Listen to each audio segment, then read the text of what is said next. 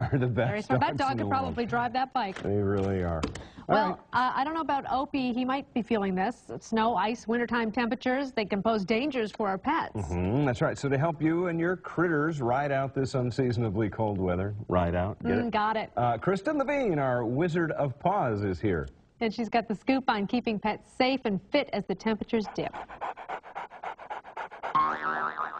And here she is, the lovely Kristen Levine, with a couple of her favorite friends. You know I don't travel without pets. Thank you. Good to see you as well. Kristen writes an article for our local paper, and she's also involved in our annual pet telethon. So it's always great to see you here. Thank you so much. I love you too.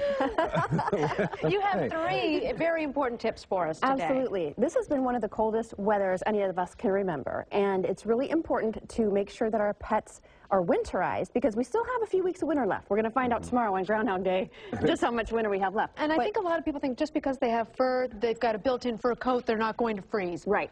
It really depends on the breed too. Some breeds, like working dog breeds and sporting breeds, they're hardier. They can handle colder temperatures. But the biggest danger is prolonged exposure to temperatures below freezing. And there's some ways that you can keep your pet warm during those crazy cold nights. Number one, hopefully you bring your pets inside. Well, and some people are in the mindset that just because they're dogs, they should be outside because they're dogs. Well, right. That's not my mindset, but I do understand that many dogs lead wonderful lives outdoors. But either bring them in on those cold days and nights, maybe confine them to a laundry room or a kitchen. If they have to stay outside, two things are really important. Their bedding and their housing. And I'll talk about housing first, and then I've got a bedding example. The house should be big enough for your pet to stand up and turn around and be comfortable in, but not so big that the pet's body heat can't keep the air around it warm. Right, smart. And then bedding. Now, this is a great pet cot example of a bed that you can use indoors and out.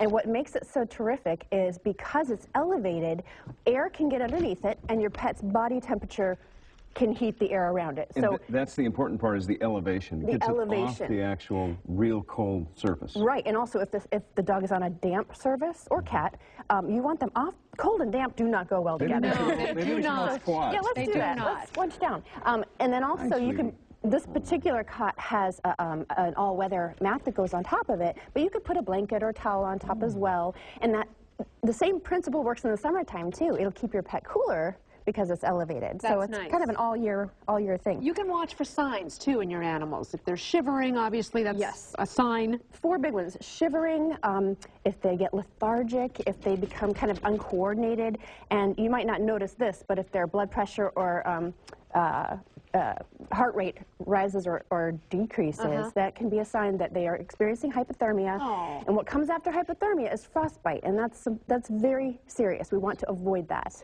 We've got a frozen dish of water here that's just been awful. We do. I know.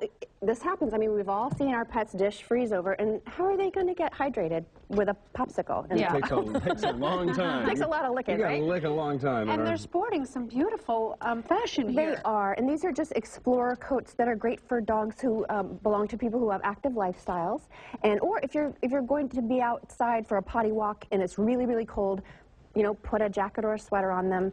And Dave, you're holding something that I love these booties. They're they're a little worn out. They're very cute, and sometimes you see these and you laugh at people who have their dogs in their little booties and their little outfits and stuff. But they can serve a very important purpose, especially if you live in a cold weather climate. Yeah, they serve multi-purpose. Not only do they keep the paws warm like mittens, but also they protect the pads with this rubber backing from any salt or chemicals that we use to melt snow and ice.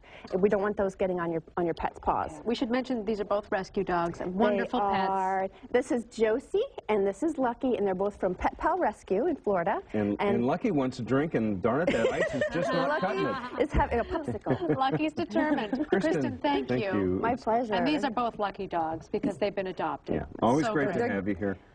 They need to be adopted. They need homes. Do? Yes, they're not adopted yet. Well, they're coming home. Give us a call. They should come home with me. You can go to daytimeonline.tv for more information, folks. Coming up on Daytime, no slouching. Simple tips to help you land a job. No slouching. No slouching. Oh, that's right.